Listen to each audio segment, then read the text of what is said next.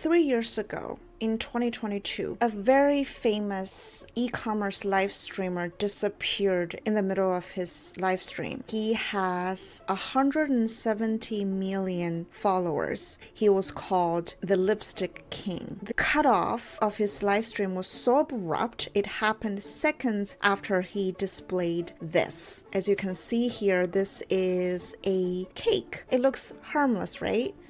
But look closely. It looks like a tank, and this happened on the eve of the anniversary of the Tiananmen Massacre.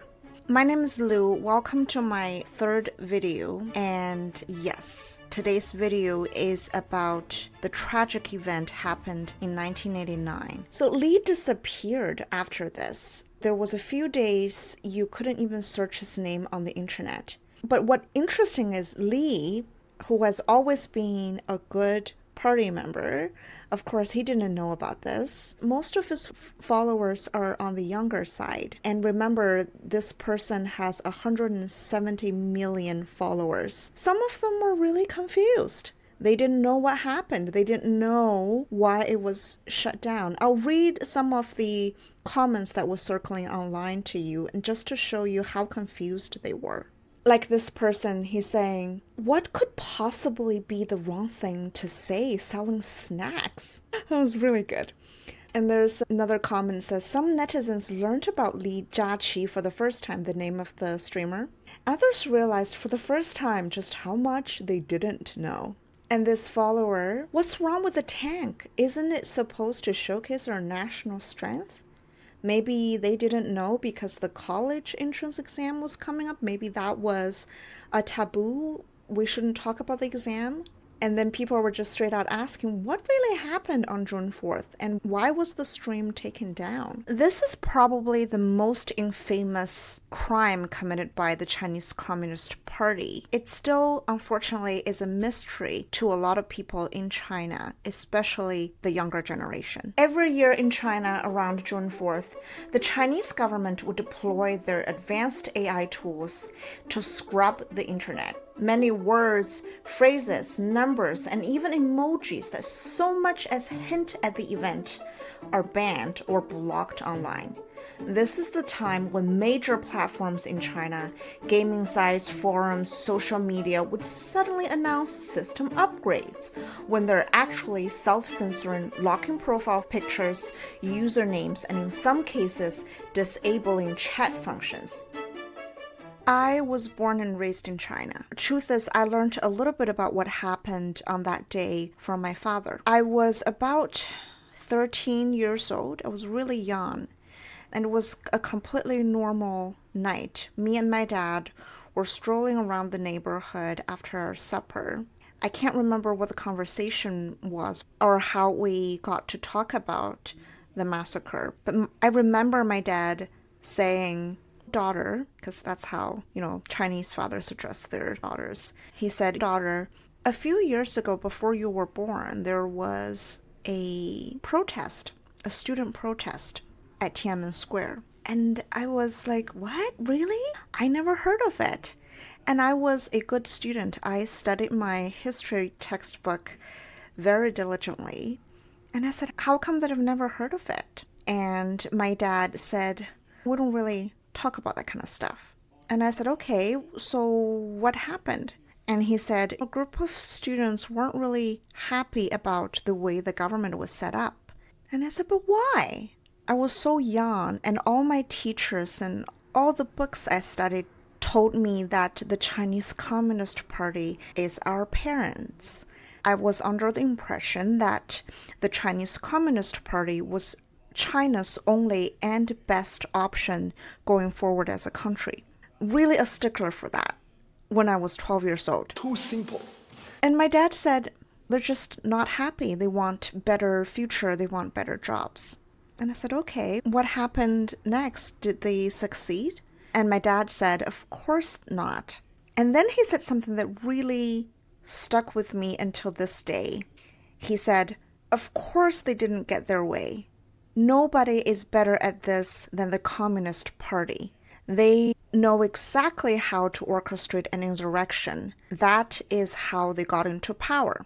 and no one can beat them at their own game. And that was the end of the conversation. He didn't mention anything about the killing or the tank man, and I could tell that was pretty much all he was going to share with me that night. As a 12, 13-year-old kid, I went to bed. I didn't think too much about it. I went back to school, continued to be a good student, studied the textbook that praised the party until I graduated.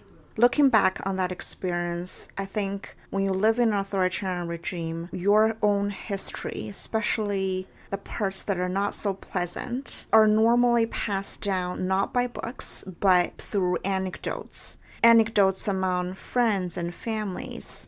And if you're a seasoned China watcher, you probably come across the word oral history. And that's a huge part of China studies now. That's how people try to understand the Great Famine, the Cultural Revolution, and all these tragic events in our history. After I left the regime, I went to journalism school, and I worked in journalism as a reporter myself. So it didn't really take long for the subject to come up. One of the first things that I was asked was about Tiananmen Massacre and the one-child policy. I was really shocked. I knew people died, but I guess I didn't really know the severity of the event.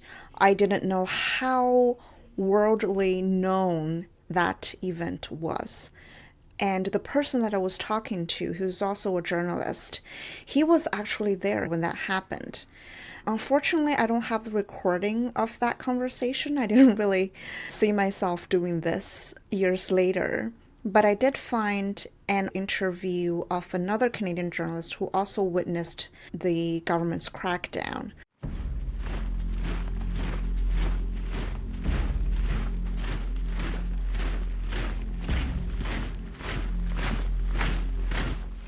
The relationship between the army and the people was almost sacred in China. It was not at all how other countries feel about their military. It was not a mixed feeling. Some people like their military, some people don't like their military, but in China it was 100%. People liked their military and people wanted to join. It was an honor to join the army. So when martial law was declared, people were a little bit worried. They wanted to see how the army would react, and the army reacted the way everyone expected, which is the army didn't do anything. They sort of froze. I mean, tanks were sent into Beijing, and people stopped them. People stood in front, and of course the army stopped, and old ladies gave them popsicles and drinks, and talked to them, shook hands. And the soldiers really were quite confused. They were young men. They didn't know what was happening in Beijing, and they just turned around and all the army left. And that was a big humiliation for the government, for the Communist Party. The second time they came in was way more serious. It was the night of June 3rd. And I don't know who they were. I now know, but at the time we didn't know. Suddenly the army, the military was coming in from different parts of the city, from the north, the south, the east, and the west. All four corners of Beijing they were marching in, and they were heavily armed, and they were tanks and armored personnel carriers. And it just happened around 9 o'clock. They started coming into the city, and their goal was to get to Tiananmen Square. So they went through the city, and if you tried to stop them, you were dead. They were shooting this time. They were coming in, they had their orders to shoot. They were killing people on their way in as they marched towards the city. They were shooting people in alleyways. The next morning was a Sunday, June 4th, and the city woke up after a whole night of heavy gunfire. You could hear it throughout the whole city because they didn't come in from one direction. They came in from all four corners. So every resident in Beijing had heard it. And what happened was a few people, like 50 people, sort of gathered on the corner a block away from Tiananmen Square. And they were mad. They were screaming at the soldiers. The soldiers were guarding the square. It was sort of like a military objective. They have the square now. And so the people gathered on the corner, and they were screaming. They were angry because of so much violence and so much destruction and so many people dead. And they started screaming curses at the soldiers and yelling and saying blood debts will be repaid by blood, which is an old Chinese curse or something. So after a while, I noticed that the commander, the officer in charge of these 2 rows of soldiers, gave them an order, and they raised their rifles and they took aim. And when they raised their rifles, the group of people in the corner started running, and they, of course, didn't run towards the square. They ran away from the square, which is just past the hotel. So as they ran, I expected, okay, so that's the end of that. It wasn't. The soldiers started shooting, and they shot them in the backs as they were running. Some of them fell right in front of me. Now, when people tried to take the wounded away, they were shot at. The soldiers were picking them off. They were bleeding to death in front of my eyes. And then, a little while later, the people would creep back to the same corner. Same number of people, 50 people. Not a threatening amount, and not close to the square, a block away. And they would scream again at the soldiers. And then the commander, the officer, would give another order, and the soldiers would raise their guns again. And the people would run, and they'd shoot them in the backs. And this went on all day. I remember thinking, I can't believe this is happening in the city. I can't believe that people are doing this, first of all. Don't they get it? Don't they get that they're going to get killed? No, they didn't get it. I think it was like all those years of propaganda. They really believed that the people loves the army loves the people. That was a Mao slogan. People love the army. These programs that feature scholars and survivors of the event are nowhere to be found on the Chinese internet. After years of information cleansing and setting up an internet firewall, the Chinese government has managed to erase that part of our history and keep much of the younger generation in the dark about the military killing. As far as the CCP is concerned, the massacre never really happened, just like COVID. COVID never happened in China? I think it's really hard for people who've always lived in a democracy to even imagine how can any party erase that part of the history, and why didn't people speak up? And that's a really complicated question to answer.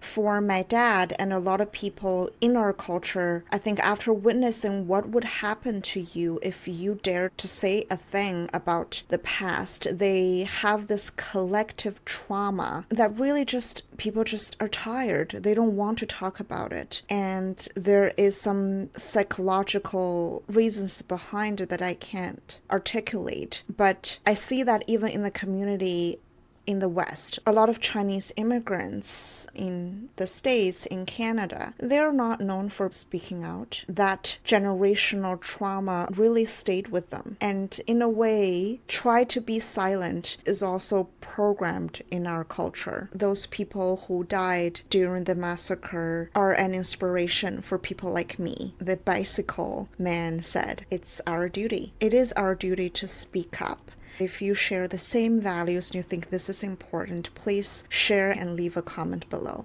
Going to march, Tiananmen Square. Why? I think this is my duty.